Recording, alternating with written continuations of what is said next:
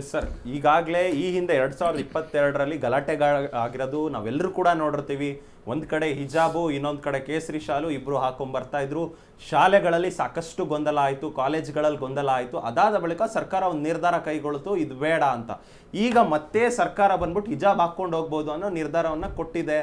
ಮತ್ತೆ ಈಗ ಬಿಜೆಪಿ ಅವರು ಅದಕ್ಕೆ ವಿರೋಧ ವ್ಯಕ್ತಪಡಿಸ್ತಿದ್ದಾರೆ. ನಾವು ಕೇಸರಿ ಶಾಲ್ ಹಾಕ್ಸಿ ಕಳಿಸ್ತೇವೆ ಅಂತಾನೆ ಹೇಳ್ತಾರೆ. ಒಂದು ಮಾತು ಅವರಿಗೆ ಅದನ್ನು ಮುಂದುವರಿಸಿ ಏನ್ ಗೊತ್ತಾ, ಹೈಕೋರ್ಟ್ ಅಲ್ಲಿ ಸುಪ್ರೀಂ ಕೋರ್ಟ್ ಅಲ್ಲಿ ಇರುವಾಗ ಮಾತಾಡಿ ಕೇಸರಿ ಶಾಲ್ ಹಾಕಿ ಕಳಿಸ್ತೀವಿ ಅಂತ ಲಾಸ್ಟ್ ಟೈಮ್ ಬಂದಿತ್ತು. ನಾನು ಹೇಳುದೇನ್ ಗೊತ್ತಾ, ಮತ್ತೆ ಅಲ್ಲಿ ಧರ್ಮ ಒಡೆದಾಡುವಂತ ನೀತಿನ ಇದಕ್ಕೆ ಅವಕಾಶ ಕೊಡಬಾರ್ದು ಅಂತ ನಾನು. ಬಿಜೆಪಿ ಸರ್ಕಾರ ಬಂದ್ರೆ ತೆಗ್ದು ಕಿತ್ತು ಎಸಿತೀರಾ, ಕಾಂಗ್ರೆಸ್ ಸರ್ಕಾರ ಬಂದ್ರೆ ಜೋಡಿಸ್ತೀರಾ? ಇದು ಯಾವ ರೀತಿಯಾಗಿ ಸರಿ?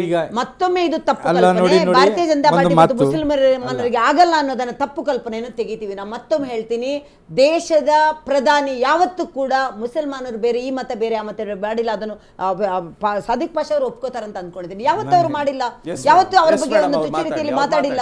ಅವ್ರು ಮಾತಾಡ್ಲಿ, ಹೇಳಿ ಸರ್. ನೋಡಿ ಸರ್, ಈಗ 3 ವರ್ಷ ಮುಂಚೆ ಸಿಕ್ಕಾಪಟ್ಟೆ ಪ್ರಾಬ್ಲಮ್ನಲ್ಲಿ ಮುಸಲ್ಮಾನರು, ಇಡೀ ಭಾರತಕ್ಕೆ ಗೊತ್ತಿದೆ. ಮಾಮನ ಹಣ್ಣು ಬೀಳಲಿಲ್ಲ. ಮುಸಲ್ಮಾನ ಹತ್ರ ಖರೀದಿ ಮಾಡಬಾರ್ದು, ದೇವಸ್ಥಾನ ಹತ್ರ ಅಂಗಡಿ ಹಾಕಬಾರ್ದು. ಇನ್ನೊಂದು ಏನಂದರೆ ಇದು ಬೀಫ್ ಬ್ಯಾನು, ಅದು ನೋಡಿ, ಅದು ಈ ಹಿಜಾಬ್ದು ಇದು ಏನಾಯ್ತಂದರೆ, ನಮಗೆ ಅನ್ನ ತಿನ್ನೋದನ್ನ ಕಿತ್ಕೊಳ್ಳಿ ಪರವಾಗಿಲ್ಲ, ನಾವು ಸುಮ್ಮನೆ ಇಟ್ಬಿಡ್ತೀವಿ.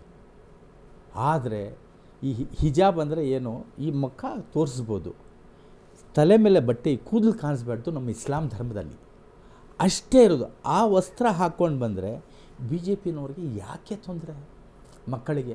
ಆದರೆ ನೋಡಿ, ಹಿಂದೂ ಮಕ್ಕಳಿದ್ರೆ ದಾರ, ಇಲ್ಲಿ ಕೈನಲ್ಲಿ ದಾರ ಇರುತ್ತೆ, ಹೆಣ್ಮಕ್ಕಳು ತಿಲಕ ಹಾಕ್ಕೊಂಡು ಬರ್ತಾರೆ. ಆವಾಗ ಗೊತ್ತಾಗಲ್ವಾ ಇವರು ಹಿಂದೂ ಅಂತ? ಈ ಮುಸಲ್ಮಾನರು ಹಿಜಾಬ್ ಹಾಕ್ಕೊಂಡ್ರೆ ಅವರು ಮುಸಲ್ಮಾನ್ ಅಂತ ಗೊತ್ತಾಗ್ಬಿಡೋದು ಇವರಿಗೆ.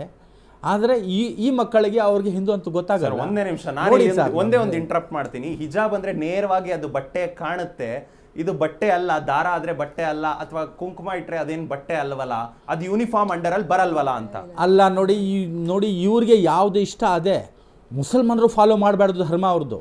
ಇವ್ರು ಫಾಲೋ ಮಾಡ್ಬೋದಾ? ಮೇಡಮ್, ನೀವು ಮಾತಾಡೋದು ನನಗೆ ಡಿಸ್ಟರ್ಬ್ ಮಾಡಬೇಡಿ, ನನಗೆ ಡಿಸ್ಟರ್ಬ್ ಮಾಡಬೇಡಿ, ಡಿಸ್ಟರ್ಬ್ ಮಾಡಿದ್ರೆ ನಾನು ಹೋಗ್ಬಿಡ್ತೀನಿ. ಮಾತನಾಡಿ ನೋಡಿ, ಅದು ಇನ್ನೊಂದು ಏನು ನೋಡಿ ಸರ್, ಈಗ ಕಾಂಗ್ರೆಸ್ಗೆ ಒಂದು ಇಶ್ಯೂ ಬೇಕಾಗಿತ್ತು, ಕಾಂಗ್ರೆಸ್ ಇರಲಿಲ್ಲ. ಆ ಇಶ್ಯೂ ಇವರೇ ಕೊಟ್ಟಿದ್ದು. ಯಾಕಂದರೆ ಮುಸಲ್ಮಾನಿಗೆ ಡಿಸ್ಟರ್ಬ್ ಮಾಡಿದ್ರಲ್ಲ. ಮುಸಲ್ಮಾನು ಮುಂಚೆ ಏನು ವೋಟ್ ಯಾರಿಗೆ ಹಾಕ್ತಾಯಿದ್ರು?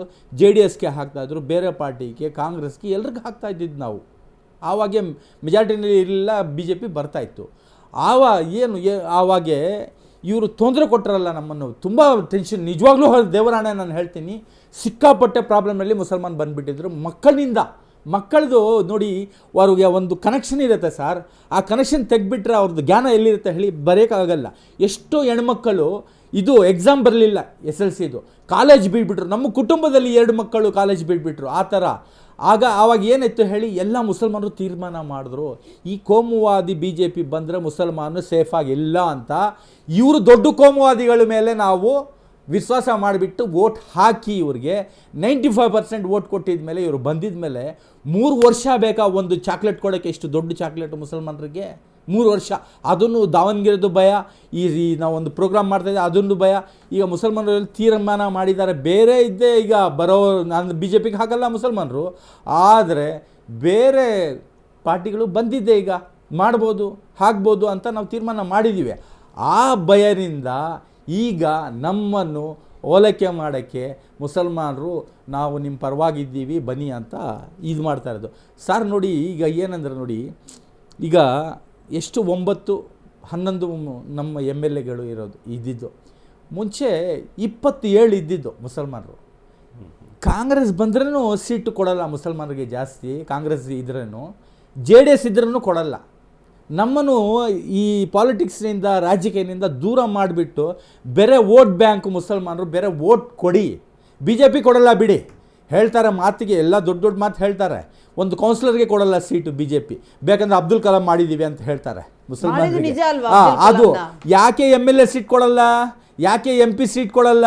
ಯಾಕೆ ಒಂದು ಮಿನಿಸ್ಟರ್ ಮಾಡಲ್ಲ MLC ಕೊಟ್ಟು ಯಾರು ಮುಸಲ್ಮಾನರಿಗೆ? ಕೇಳಿಲ್ಲ ನಮ್ಮಲ್ಲಿ. ಮುಸಲ್ಮಾನ್ ಕೇಳಿಲ್ವಾ? ಕೇಳಿಲ್ಲ. ನಮ್ ಪ್ರೈಮ್ ಮಿನಿಸ್ಟರ್ ಮಾತು ಹೇಳ್ತಿರಲ್ಲ, ಬಟ್ಟೆ ನೋಡಿ ಗುರ್ತಿಡ್ತೀವಿ ಅಂತ ಹೇಳಿದ್ದು.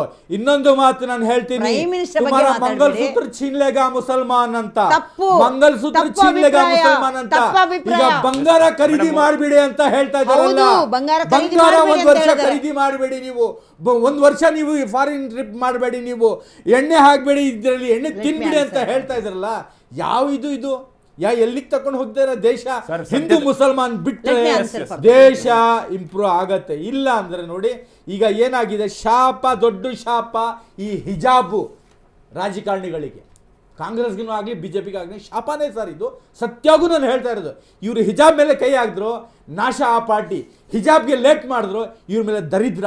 ಅದಕ್ಕೆ ನೋಡಿ ಬೇರೆ ಎಲ್ಲ ಕಿತ್ಕೊಳ್ಳಿ, ನಮ್ದು ನಾವು ಕೊಟ್ಬಿಡ್ತೀವಿ. ಶರಿಯಾನಲ್ಲಿ ನೋಡಿ ಹಿಂದೂ ಶರಿಯಾ ಹೆಂಗಿದೆ, ಮುಸ್ಲಿಂ ಶರಿಯಾ, ಅದರಲ್ಲಿ ಏನು ಈ ಹಿಜಾಬ್ ಬಂದು ಅದು ಹೆಣ್ಮಕ್ಕಳದು ಒಂದು ಇದು ವಸ್ತ್ರ, ಅದನ್ನು ತೆಗೆದ್ರೆ ಮಾನ ತೆಗ್ದಂಗೆ ಎಲ್ಲಿಂದ ಹೇಳಿ ಬರ್ತಾರೆ. ಈಗ ಈ ಸಾಲಿ ನೋಡಿ ಬೀಫ್ ಬ್ಯಾನ್ದು ಹೇಳ್ತಾರೆ ಅವರು, ಎಷ್ಟೋ ಮೊಬ್ ಲಿಂಚಿಂಗ್ ಆಗ್ತಾ ಇದೆ, ಎಷ್ಟೋ ಮುಸಲ್ಮಾನ್ಗೆ ಹೊಡಿತಾ ಇದ್ದಾರೆ. ಅದೂ ಇದು ಮಾಡಲಿಲ್ಲ ಅಂದರೆ ನೋಡಿ ವೀರ್ ಸಾವರ್ಕರ್ ಅವ್ರದ್ದು ಫೇವ್ರೆಟ್ ಡಿಶ್ ಅವ್ರು ತಿನ್ಬೋದು, ಮುಸಲ್ಮಾನರು ತಿನ್ಬಾರ್ದಾ? ದಲಿತರು ತಿನ್ಬಾರ್ದಾ? ಬೇರೆ ಇವರು ತಿನ್ಬೇಕಾ? ಒಂದ್ ನಿಮಿಷ ಸರ್, ನೀವು ಹೇಳಿರೋ ವಿಚಾರಗಳ ಬಗ್ಗೆ ಮೇಡಮ್ ಅವರು ಒಂಚೂರು ಪ್ರತಿಕ್ರಿಯೆ ಕೊಡ್ತಾರೆ. ಅವರ ರೋದನೆ ನಂಗೆ ಅರ್ಥ ಆಗುತ್ತೆ. ಅವರಿಗೆ ಮೂಗಿ ತುಪ್ಪಸೋರ ಕೆಲಸ ಮಾಡಿದ್ದಾರೆ, ಅವ್ರು ನಂಬ್ಕೊಂಡಿದ್ದಾರೆ, ಕಾಂಗ್ರೆಸ್ ಅವರು ಆ ಥರ ಮಾಡಿದ್ದಾರೆ. ಒಂದು ಮಾತಿಲ್ಲಿ ಸ್ಪಷ್ಟವಾಗಿ ನಾನು ಹೇಳ್ತೀನಿ, ಯಾವತ್ತೂ ಕೂಡ ಭಾರತೀಯ ಜನತಾ ಪಾರ್ಟಿ ಮುಸಲ್ಮಾನರನ್ನು ವಿರೋಧಿಸಿಲ್ಲ, ಅದೊಂದು ವರ್ಗ ಅಷ್ಟೇ. ಒಂದು ಮಾತು ಹೇಳ್ತೀನಿ ಇಲ್ಲಿ.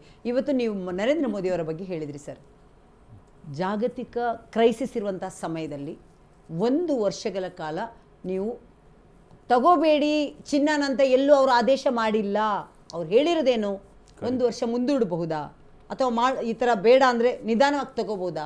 ಯಾಕಂದರೆ ಜಾಗತಿಕ ಅವರೊಂದು ವಿಷಯ, ಒಂದು ದೇಶದ ಪ್ರಧಾನಿ ಅವರು, ಬರೀ BJPಗೆ ಪಕ್ಷಕ್ಕೆ ಪ್ರಧಾನಿ ಅಲ್ಲ ಸರ್, ಅವರು ಒಂದು ದೇಶದ ಪ್ರಧಾನಿ, ದೇಶದ ಸುಭದ್ರತೆ, ದೇಶದ ಆರ್ಥಿಕ ಸುಭದ್ರತೆಗೆ ಏನೋ ಒಂದು ಹೇಳ್ತಾರಂದರೆ ಅಲ್ಲಿ ಏನೋ ಒಂದು ವಿಚಾರ ಇರುತ್ತೆ.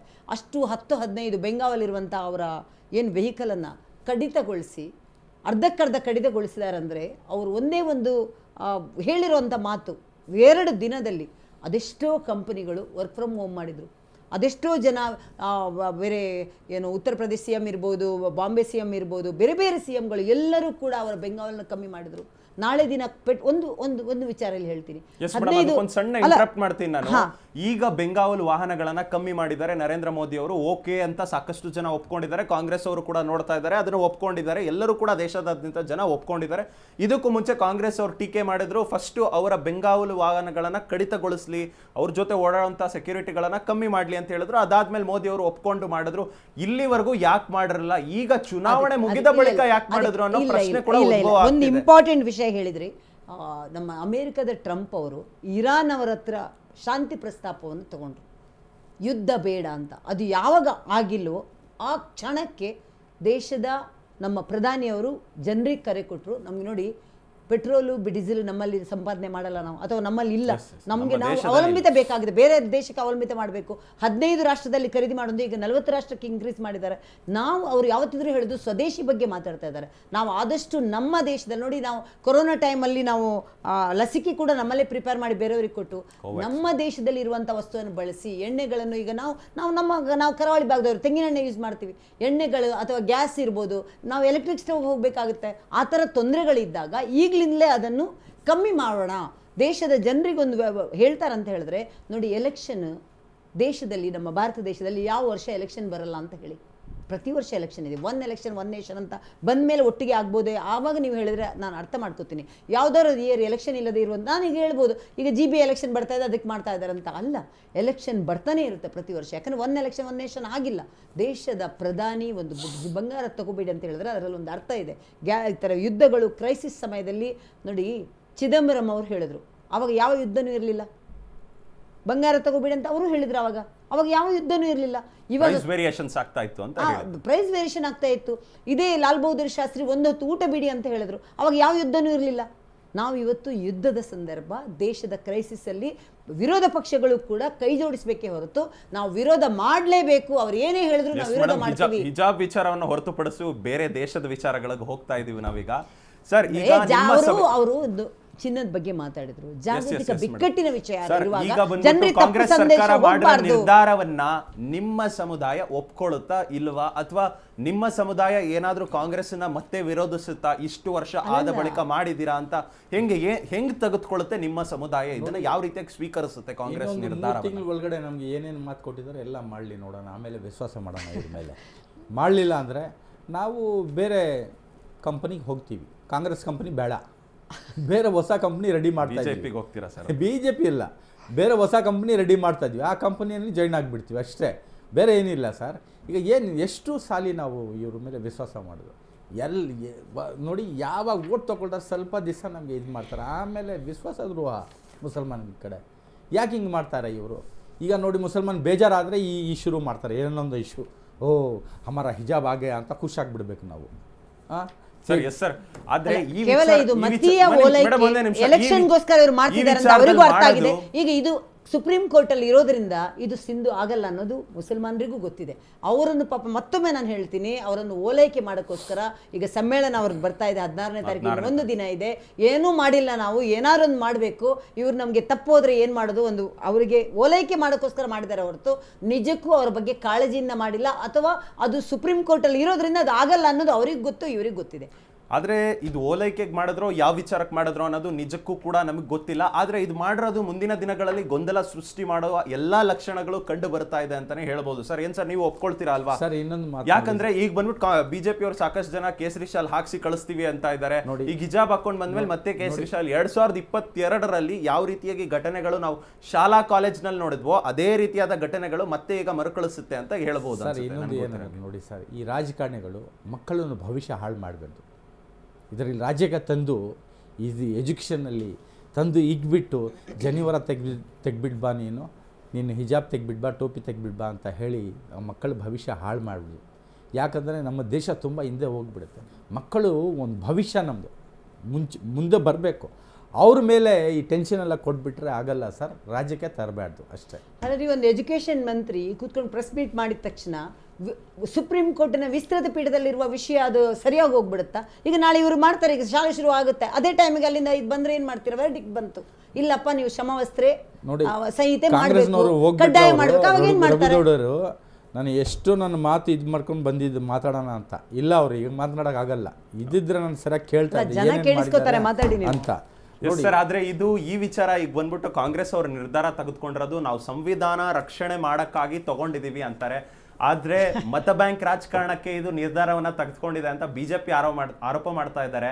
ಮುಂದಿನ ದಿನದಲ್ಲಿ ಈಗ ಇನ್ನೇನು ಶಾಲಾ ಕಾಲೇಜು ಶೈಕ್ಷಣಿಕ ವರ್ಷ ಕೂಡ ಇನ್ನೇನು ಆರಂಭವಾಗುತ್ತಿದೆ.